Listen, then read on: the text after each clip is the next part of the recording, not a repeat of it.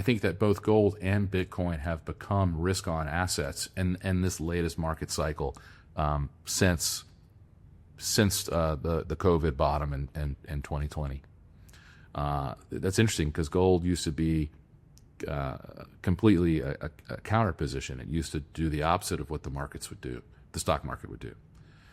And so you may be very right. It could be that right now that gold and Bitcoin no longer provide much of a hedge against a collapse in stock prices. But I think that the bigger risk is a collapse in the purchasing power of the dollar.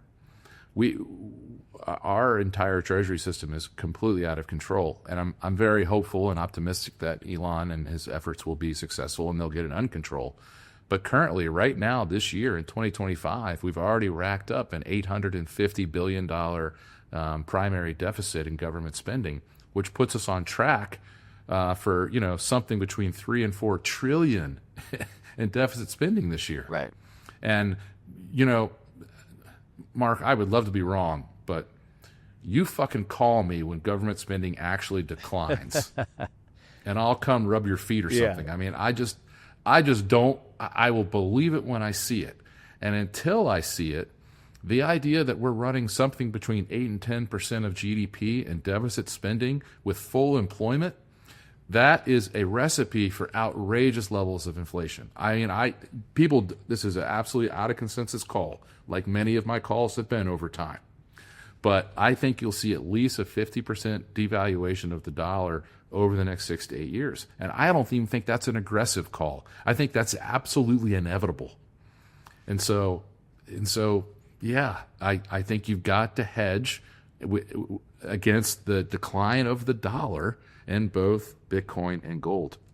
I'm 100% with you on that. I would say it's in 5 years, not 6 to 8 years. All right. I mean, we've seen it already drop 50%. I mean, it obviously depends on what you're measuring it against. Certainly, the Bitcoin has dropped more than that. But median U.S. real estate and most of the big staples has dropped 50% in 5 years. And at the rate of the government debasement, I mean, the Fed balance sheet is expanding by 16% a year over the last 4 years. Mm-hmm. So yeah, like I said, I don't think my call is even that aggressive. Looking at the, I think it's but listen, it's scary though. Yeah. It is, and folks, look, that's why you got to have cash as well as Bitcoin and gold. Why is that? If it's going to lose 50%, why would you want to have a lot of cash? Well, because you just can't know exactly how it's going to unfold. But I can tell you this: I would not be surprised to see CPI with a double-digit run rate at some point in the next 4 years during Trump's term. If we have a real trade war, if he's not able to get the government spend under control, there's going to be huge repercussions, and it'll be very inflationary. If you get a double-digit CPI number, you're going to have the 10-year Treasury at 12 or 14%, and stocks will fall by 50% in that case. And I think if you've got a plummeting stock market, you've got soaring inflation, I don't believe that Bitcoin and gold are going to do that well. I think they're going to do better than the stock market, but I don't think their nominal price is going to increase. I think it'll be risk off, and people are just going to be afraid. And when they get afraid, they're going to go into treasury bills. They're going to go into 30-day paper that's going to be yielding 15%, and they're just going to hide. And so I think that's why you have to have cash now, because there could be a very large nominal price correction to both stocks, gold, and Bitcoin. That's not my base case, by the way. I'm just saying that outlook cannot be dismissed. That's, say, a 30% probability in the next 4 years. And it used to be that was a zero probability outcome.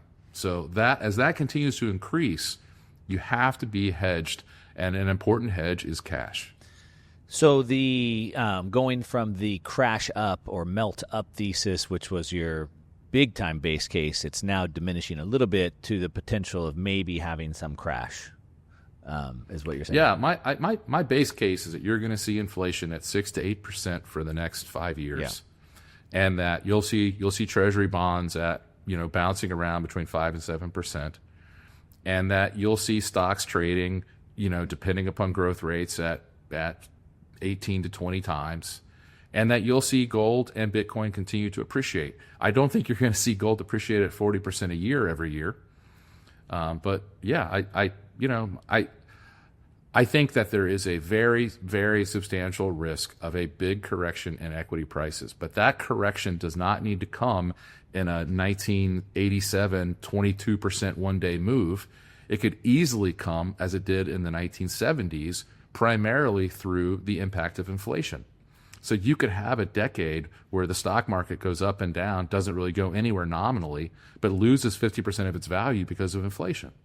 And that's why I think the most important thing is I'm recommending that you have at least 25% of your portfolio in gold and Bitcoin, and at least 25% of your portfolio in cash. And let me explain what I mean by cash. Cash is just very short duration treasury bills. So that can be 30-day paper, it could be 60-day paper, it could be 90-day paper.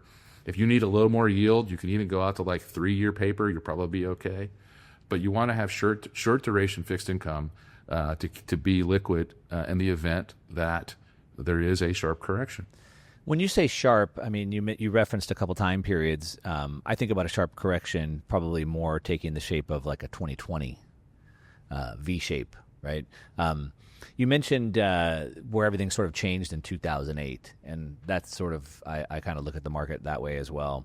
And it showed like a difference in appetite for letting the markets crash, but also because the system got so leveraged up, it just can't get deleveraged. And so, in 2020, we saw the Fed buy up all types of things, set up all types of SVPs to buy up all types of things. And obviously we saw a really, really quick recovery, a V-shaped recovery. Now, there's a big difference in nominal prices and purchasing power. And so I love that you make that distinction. And I think that's a super important distinction everyone has to understand. But so when you say sharp correction like 2020 or sharp correction down with a long time coming back? I asked my wife to check this morning, and apparently both my balls are not crystal. We're talking hypothetical, so it's hard to say. I can't. I don't want to pretend that I can. I don't have any idea what might happen. Somebody once asked me if I had predicted the breakout of COVID from Wuhan, China, and I said no. I didn't even know they eat bats in China. Let me put it to you this way. I think this is a better way of thinking of it. So many people say what caused the 87 crash was this financial innovation of doing dynamic hedging where you would buy more put options as stocks fell. And that set in this loop that crashed the market. And that's technically what did happen. A lot of people say what caused the correction in tech stocks was the rapidly increasing depreciation schedule of telecom equipment because of innovation. And that's true. That made a huge difference in the balance sheets of the largest telecom companies and cost investors a lot of money, which led to selling and then a rout. People say, oh, it was all the fraud and the ninja mortgages that led to the collapse in 2008, which is true. That's all. Those things are all true. But I look at it very differently. What caused the 87 crash was the enormous growth in leverage and in financial innovation that created very high multiples of stock prices in the face of relatively high interest rates.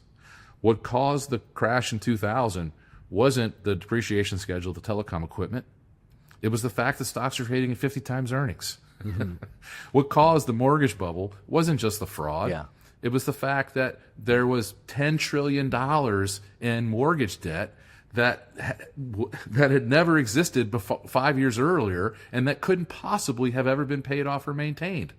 So when I see the S&P 500 trading at 25 times earnings and I see 10-year yield at 5%, that does not compute. Right. And when it doesn't compute, it will eventually correct. I just can't tell you how. Yeah. But the problem won't be the technical thing that causes the rout. The problem will be the gross overvaluation in the first place.